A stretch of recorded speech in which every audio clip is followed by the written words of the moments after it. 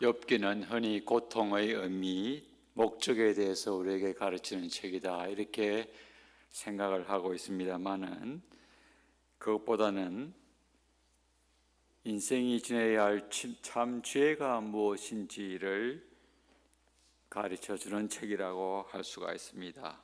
그래서 욥기, 시편, 잠언서를 일컬어 죄서라고 말합니다.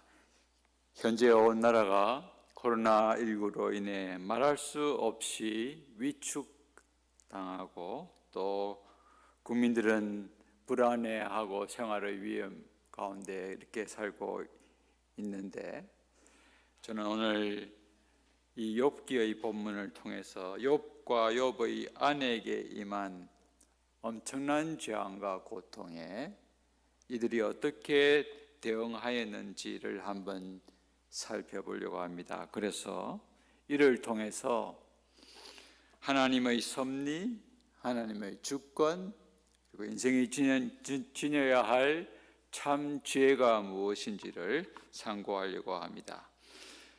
욥은 동방의 의인으로 평가된 인물이었습니다. 1장 1절에 보면은 하나님께서 직접 욥을 가르쳐서 의롭고 온전하고 악에서 떠난 자다라고 1장 8절에 그렇게 말했습니다.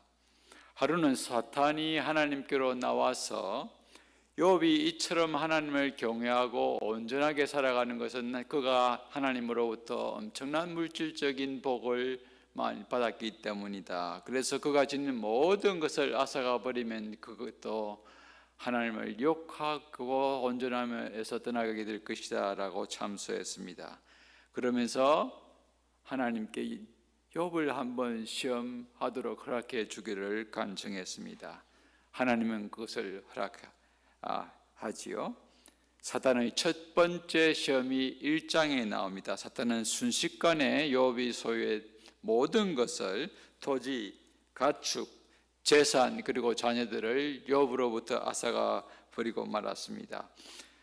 욥은 졸지의 불행의 나락에 떨어져 버리고 말았습니다. 그러나 그럼에도 불구하고 욥은 하나님을 원망하거나 욕하지 않았습니다. 이 현실에 부딪혔을 때 욥은 내가 못해서 알몸으로 나와 싸운즉 또한 알몸이 그리로 돌아가올지라 라고 고백했고, 이어서 주신 이도 하나님이시요 거두신 이도 하나님이시니 여호와 하나님의 이름이 찬송을 받을지니라 라고 고백했습니다. 이것이 1장 22절이죠. 하나님을 원망하지 않았습니다. 첫 시험에 실패한 사탄은 다시금 하나님께 나와서 이제 그의 뼈와 살을 치소서, 그리하시면 틀림없이 하나님을 욕할 것입니다 라고 참소했습니다. 오늘 우리가 읽은 이 본문이지요. 하나님께서 허락을 하셨지요. 드디어 머리 정수리로부터 발바닥까지 종기가 났고 욥은 극심한 육체적 고통에 시달리게 되었습니다. 7장 5절에 보면은 욥이 자신의 고통이 어느 정도였는가를 고백하는 내용이 나오는데, 내 살에는 구더기와 흙덩이가 의복처럼 입혀졌고 내 피부는 굳어졌다가 터지는구나 라고 호소했습니다. 19장 13절에 보면은 내 아내도 내 숨결을 싫어하는구나 라고 탄식했습니다. 그만큼 상처와 질병으로 안팎이 피부 바깥뿐만 아니라 이 내장에서부터도 역한 냄새가 솟아오르게 되었다는 것이지요. 성도 여러분, 여러분들을 만약 사람이 가장 견디기 힘든 그 두 가지 고통 두 가지를 꼽으라 하면 어떤 것을 꼽겠습니까? 아마 대부분 조금씩 다르겠지만 공통적으로 일치하는 것은 있을 것입니다. 제가 생각하기에는 배고픔과 육체적 질병으로 인한 고통을 들 수 있다고 생각을 합니다. 먹을 것이 없어 배를 굶고 눈이 휑해질 때까지 먹지를 못하게 되면은 그 고통은 이루 말할 수가 없습니다. 요즘 이것을 이해할 수가 없죠. 겪어보지 못했으니까요. 이전의 어르신들은 배고픔은 전쟁보다 더 비참하다라고 말하는 것을 들었습니다. 그런 시절을 겪었던 분이 있기 때문에 그 말이 훨씬 더 마음에 와 닿았습니다. 또 하나의 고통은 병으로 몸이 말할 수 없는 고통에 시달리는 것이지요. 너무나 고통이 심해서 신음하지 않으면 안 될 정도로 몸이 아픈 경우가 있습니다.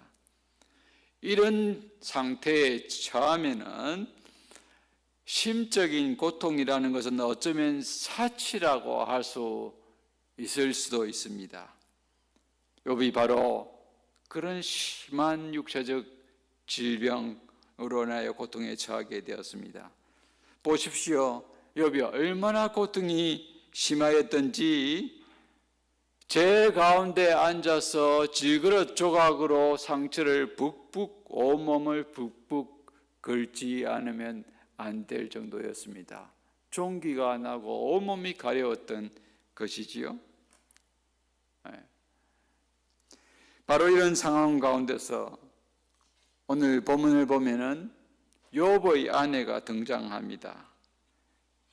그런데 욥만 피해를 당하고 고통을 당하고 있는 것이 아니라 어떤 면에서 보면은 욥의 아내도 피해자라고 할 수가 있습니다. 단지 욥의 아내라는 이유 때문에 졸지에 이런 변을 당하고 삶이 곤두박질쳐 버리고 말았기 때문이었습니다. 사랑하는 자녀들이 그냥 다 죽어버렸고 풍요로웠던 일상이 완전히 파괴되어 버리고 산산조각 나 버렸습니다. 믿고 의지하였던 남편은 피부가 문드러지고 몸에 악취를 풍기고 질것으로 몸을 북북 긁지 않으면 안 되는 비참한 처지에 놓여 있게 되었습니다. 당시 고대 근동사회에서 여자에게 남편이 차지하는 비중은 절대적이었습니다. 이것을 감안해 본다면은 욥의 아내는 지금 현재 거의 모든 것을 잃어버린 것과 마찬가지였습니다.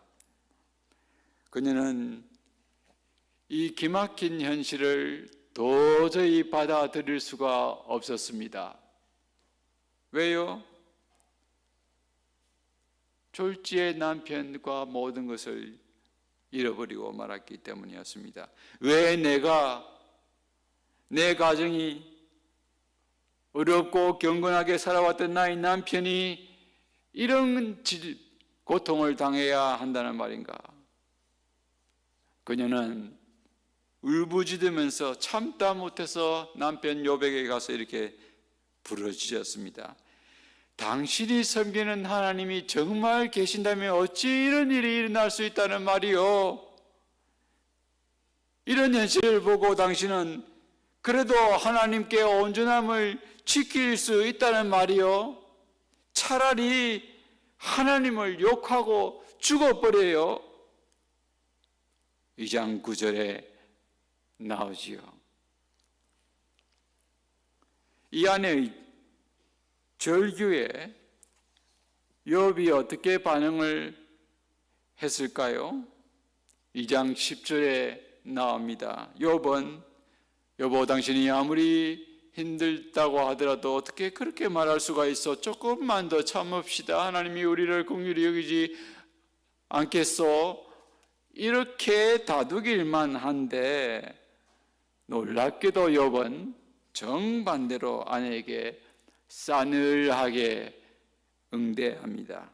10절에 보면은 당신은 지금 어리석은 여자와 같은 말을 하고 있어 라고 대답합니다. 여기서 어리석다라는 말은 그냥 우리가 일상적으로 쓰듯이 어리숙하다 하는 그런 뜻이 아닙니다. 히브리어에서 여기서 어리석다라는 히브리어 나발이라는 말은 종교적으로 무지하고 하나님의 법도를 알지 못한다 하는 그런 의미를 가진 단어입니다. 그래서 시편 14편 1절에 보면은 어리석은 자는 그 마음에 이르기를 하나님이 없다 하는도다. 하나님에 대해서 무지한 자가 바로 어리석은 자라 하는 것이죠. 그렇다면 욥은 아내가 마치 하나님을 알지 못하고 경외하지 않는 이방 여인과 같은 그런 사람처럼 말을 하고 있다라고 아내를 따끔하게 책망하고 있는 것입니다. 여러분, 하나님이 백성들에게 이방인과 같다 하는 것은 매우 불명예스러운 표현입니다. 하나님의 언약 백성의 대열에서 낙오될 수밖에 없는 자라는 의미를 지니고 있기 때문이지요. 욥은 아내에게 어리석은 자다라고 이렇게 책망을 하고 있습니다. 욥이 이처럼 아내를 심하게 질책하는 또 다른 이유는 무엇일까요? 첫째는 하나님에 대해서 무지했기 때문이고, 둘째는 하나님에 대해서 하나님의 주권을 인정하지 않고 자신의 권리를 더 앞세우고 있기 때문입니다. 하나님은 만물의 주인이시기에 주실 권리뿐만 아니라 앗아갈 권리도 갖고 계십니다. 그러나 욥의 아내는 자기가 지금 누리고 있는 것은 당연히 자기가 계속 누려야 한다라고 생각을 했습니다. 이유 없이 자기가 누리고 있는 이 행복을 앗아가 버린 하나님을 원망했습니다. 그런데 욥은 아내의 이러한 원망을 자기의 권리 주장을 피조물의 주제 넘은 주장으로 간주하였습니다. 그래서 불평하고 원망하는 아내를 질책한 것입니다. 성도 여러분, 솔직히 말을 하면 오늘 우리 모두는 다 행복하게 살고 싶어 합니다. 아니, 최소한 불행에 져서는 안 된다고 생각합니다. 그렇지요? 불행과 고통을 좋아하는 사람들이 어디 있겠습니까? 고통받는 것, 힘든 생활, 솔직히 싫습니다. 그러나 한번 생각해 보십시다. 우리는 반드시 행복해야만 합니까? 우리에게 행복해야만 하는 당위성과 권리가 우리에게 있습니까? 만약 그렇다고 하면 지구 저편에서 지금 이 순간도 배고픔에 허덕이며 사는 그 많은 사람들은요, 물 한 모금 먹기 위해서 3, 4km를 걸어가 물을 길어오는 그 많은 배고픈 목마른 어린이들은요, 지금 이 순간도 말할 수 없는 질병으로 인하여 병석에 누워서 고통 가운데 신음하고 힘들어하면서 지내고 있는 사람들은요, 오늘 코로나19로 인해서 세계 최강대국이고 선진국이라 하는 프랑스와 미국, 하루 확진자가 6만 명이나 생깁니다. 미국이 22만 명이 이 일로 지난 7, 8개월 동안 생명을 잃어버렸습니다. 그 그 사람들은요, 우리들은 나는 그렇게 되지 않아야 하는 당위성과 이유가 있습니까?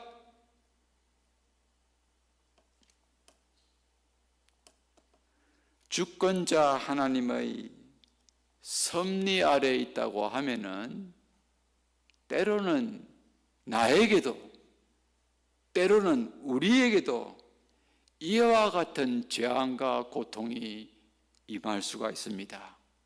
이해할 수 없고 받아들이기 힘들지만은 하나님의 섭리 아래에 있다고 하면은 나에게도 이런 일이 발생할 수 있다는 말입니다.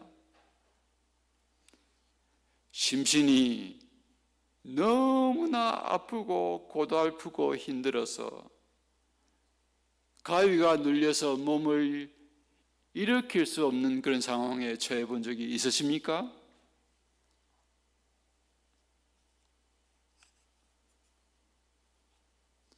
그런 기가 막힌 상황에 처할 수도 있다는 것입니다.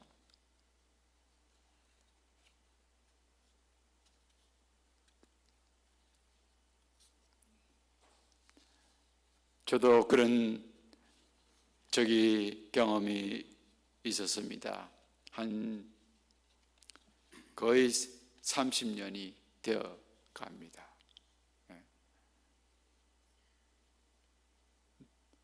몸이 일으켜지지 않았습니다. 새벽 2시에 눈이 떠지는데 몸이 일으켜지지 않았습니다. 말할 수 없는 그런 일들이 있었죠. 고통이 너무 심해서. 그런데 그 2시 몸이 일으키지 않자 누워서 눈물로 기도하고 찬송을 할 수밖에 없었고, 그러면 1시간 정도 지나면 몸이 조금씩 부드러워지면서 2시간 정도 지나면 몸이 일으켜지는 그런 경험을 일주일 동안 반복해서 했습니다. 기가 막힌 상황이죠. 우리에게도 나에게도 하나님이 허락하시고 하나님의 섭리 아래 있다면 그런 고통이 임할 수 있다는 말입니다.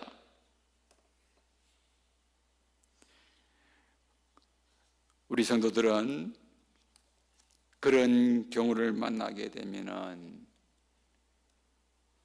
그 고통이나 우환이 하나님의 섭리와 주권 가운데 있는 것으로 알고 감내하는 그런 성도들이 되어야 합니다. 욥기 2장 10절에 보면은 욥이 엄청난 재앙을 당하면서도 이것이 하나님이 그에게 주신 복을 거두어가는 저주라고 생각하지 않았습니다.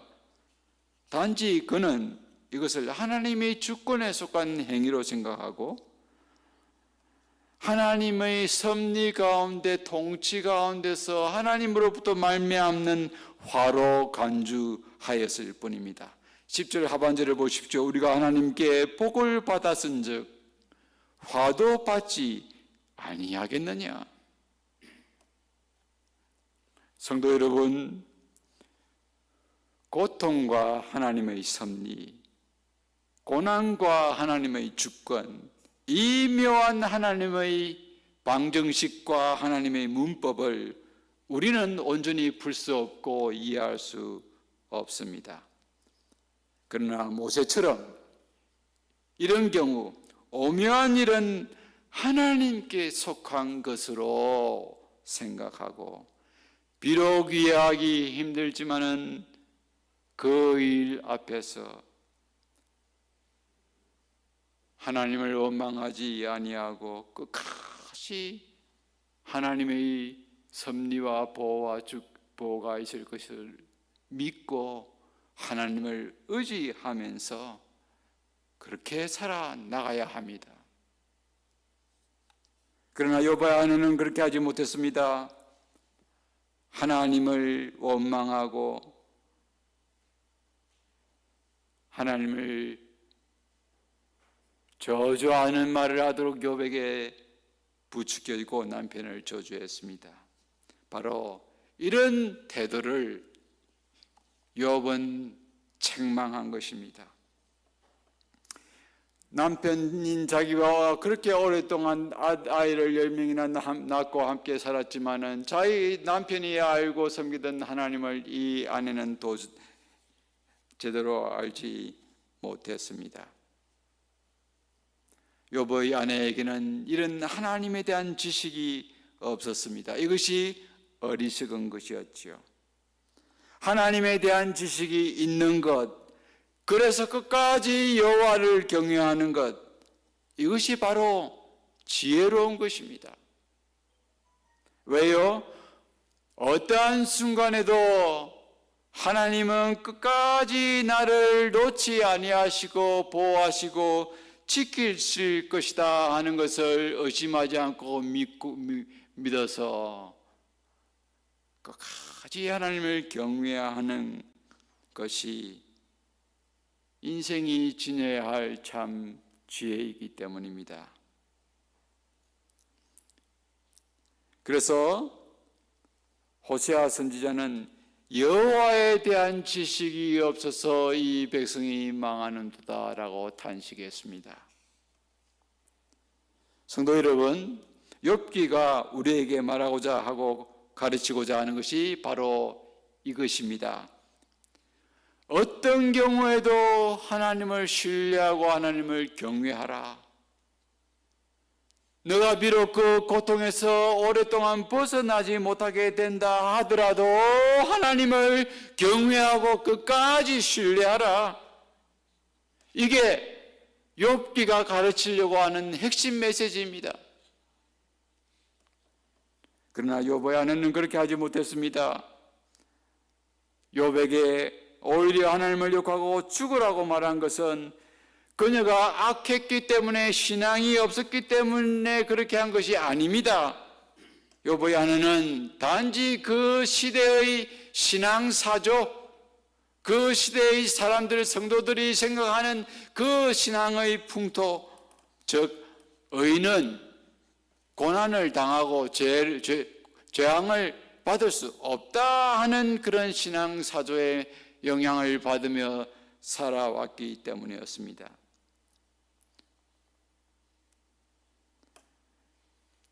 어렵게 살던 남편에게 이런 일이 발생한 것, 당시의 신앙 사조로서는 도저히 받아들일 수 없는 것이지요.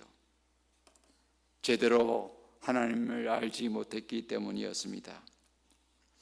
이 아내의 모습은 욥기 3장에서부터 27장에서 등장해서 욥과 대화하는 욥의 세 친구의 신학과 생각과 똑같았습니다.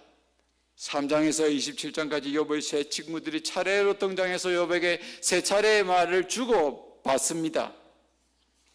그들의 조언은 한마디로 요약하면은 너가 현재 이 고난을 당하고 있는 것은 뭔가 너에게 회개할 것이 있기 때문이야.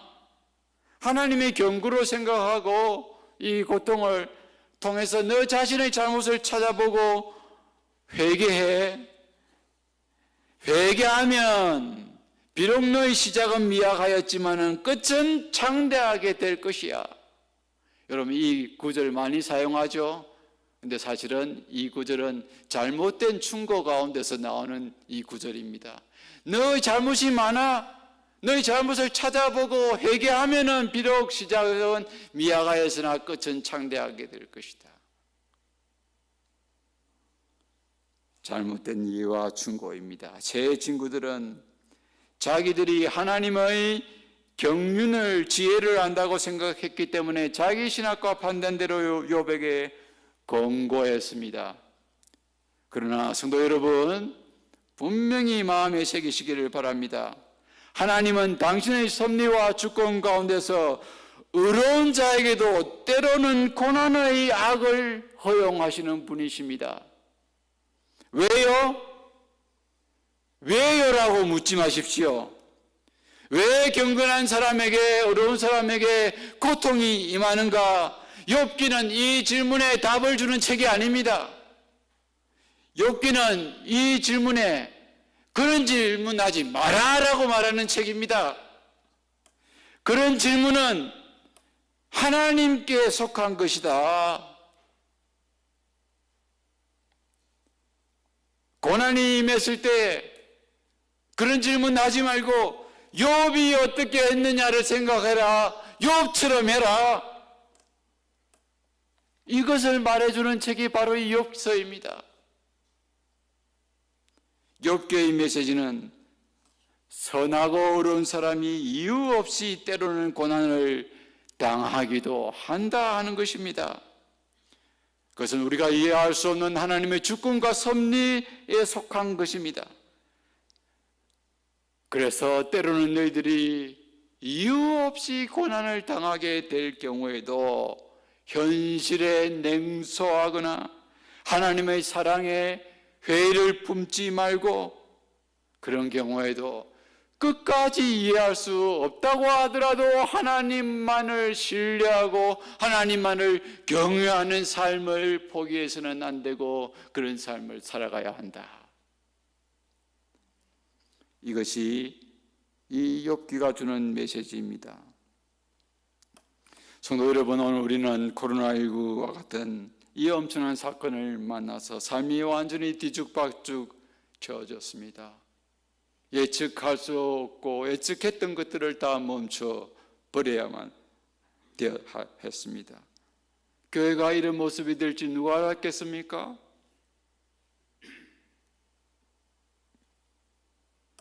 그러나 한 가지 분명히 명심하시기를 바랍니다. 이런 죄악과 어려움 가운데서도 하나님이 여전히 우리의 하나님 되십니다. 이 하나님, 나의 보호자가 되시고 끝에 나를 신원하시고 변론하시고 회복시킬 그 하나님을 믿고 끝까지 하나님을 경외하며 생활해 가시는 성도들이 되시기를 바랍니다. 여러분, 한 가지 조심해야 할 게 있습니다. 고통당하는 성도들을 위로한다고 하나님이 우리를 연단시키기 위해서 이 고난을 주셔. 더 기도하고 잘 견디세요. 이렇게 함부로 충고하는 것 조심해야 합니다. 고난을 통해서 고통을 받음으로 결과적으로 우리가 하나님을 더 잘 섬기고 경건해질 수도 있지만은 하나님은 반드시 고통을 통해서 우리를 연단시키시는 분이 아니십니다. 하나님 그런 분 아니세요. 욥군이 그거를 가르치는 것이 아닙니다. 욥을 연단시키기 위해서 고통을 준 것이 아닙니다. 하나님을 제대로 알아야 합니다. 고통을 받음으로 결과적으로 우리가 하나님을 더 잘 경외하고 성화가 되면 감사한 일이지요. 그러나 하나님이 반드시 그렇게 하셔서 우리를 성화시키는 분은 아니라는 것입니다. 이유 없이 특정한 잘못 없이도 내가 고난을 받고 재앙으로 인하여 힘든 시간을 보낼 수가 있습니다. 합력하여 선을 하나님께서 이루어 가시지만은, 그래서 우리가 고통당하고 있는 성도에게 그렇게 말하는 것 조심해야 합니다. 오히려 우리의 태도는 고통당하는 사람과 함께 아파하고 위에서 진심으로 함께 울어주고 기도하는 것입니다. 여러분, 우리가 그런 고통당할 때에도 이해하려고 하지 마세요. 하나님의 섭리가 있는 것임을 알고 고난 가운데서도 끝까지 하나님을 앙망하면서 살아갔던 욥처럼 더 하나님 신실하게 의지하면서 그렇게 살아가는 성도들이 되시기를 바랍니다. 이것이 욥기가 가르치는 참 인생이 지녀야 할 지혜입니다.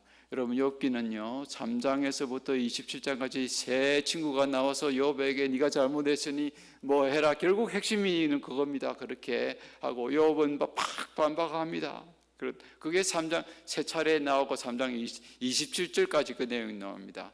28장은 살짝 뛰어넘고 29장에 보면은 부터 끝에까지는 욥이 자기 변호를 합니다. 자기의 무죄함에 대해서 변호합니다.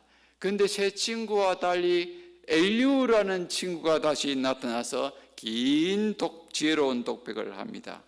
그리고 난 뒤 마지막으로 하나님의 독백이 나옵니다. 그런데 그 두 부분 사이에 딱 28장이 끼어 있습니다. 이 28장 두 내용의 분기점이 되는 곳에 놓여 있는데요. 그래서 이 오페라로 말하면은 이것은 간주곡과 같아. 1막과 2막 사이에 2막이 등장하는 데 사이에 간주곡을 보통 연주를 하지요. 간주곡과 같은 장인데 28장에서 욥기 저자는 참 지혜가 무엇인지를 요약해 놓았습니다. 28장에 보면은 그래서 학자들은 이 28장을 지혜의 노래, 지혜의 간주곡이라 부릅니다. 28장의 핵심 내용은 이것입니다. 하나님을 경외함이 지혜요, 악을 떠나는 것이 명철이니라. 지혜에 대해서 정리해 놓았습니다. 어떤 경우에도 하나님을 경외하고 신뢰하고 붙잡는 것이 인생이 지내야 할 참 지혜라는 것입니다. 욥기가 가르치려고 하는 핵심 메시지가 바로 이것입니다. 어떤 순간, 어떤 경우에도, 이해할 수 없는 순간에도, 풀리지 않는 것 같은 순간에도 끝까지 하나님을 붙잡으면서 하나님의 사랑을 의심하지 아니하고 하나님을 경외하면서 살아라 하는 것입니다. 말씀을 맺겠습니다. 우리가 현재 이 코로나로 인해서 참 말할 수 없는 고통을 당하고 있습니다. 어떤 분은 훨씬 고통을 많이 당하고 좀 어떤 분은 덜 당하는 이런 차이 있겠지만요. 그러나 우리는 이 땅에서 지금 코로나로 인하여 힘든 시간을 보내고 고통을 받고 있다 하더라도 끝까지 하나님의 사랑과 보호를 의심하지 아니하고 떠나지 아니하고 교회를 떠나지 아니하고 하나님을 경외하면서 더 하나님께 매어달리고 의지하고 하나님을 찬송하며 살아간다면 우리도 욥이 걸어갔던 그 발자취를 따라가는 것 마찬가지입니다. 오늘 성공, 번영, 안락을 최고의 가치로 삼고 그것을 복으로 생각하는 왜곡된 신앙의 물결이 도도히 이 교회에도 흐르고 있습니다. 그러나 우리는 그것이 아니라 때로는 나의 모든 것이 상실되어져 가고 뒤죽박죽되어 가고 깨어져 버려지는 그런 경우 당한다 하더라도 하나님의 섭리와 주권이 그 안에 있는 것임을 인정하며 하나님의 사랑에서 이 모든 것이 나를 앗아갈 수 있는 것이 없다 하는 것을 믿음으로 고백하면서 끝까지 하나님을 앙망하면서 경외하며 살아가는 성도들이 우리 가운데서 많아지게 되기를 진정으로 바랍니다. 이것이 바로 우리가 끝까지 견지해 가야 하고 놓치지 말아야 할 참 지혜라고 할 수 있습니다. 네. 그래서 욥처럼 주신 자도 여호와시요 거두신 자도 여호와시니 여호와의 이름이 찬송을 받을지어다 하고 더 여호와의 이름을 찬송하면서 아들을 우리에게 주심으로까지 우리를 구원하시고 우리를 끝까지 품에 안으시고 견인하시고 거인이 나라에까지 이끄실 그 하나님 믿음으로 붙잡고 하나님을 더 찬송하면서 경외하며 살아가는 우리 샘터교회 성도님들이 다 되시기를 진정으로 바랍니다. 아멘.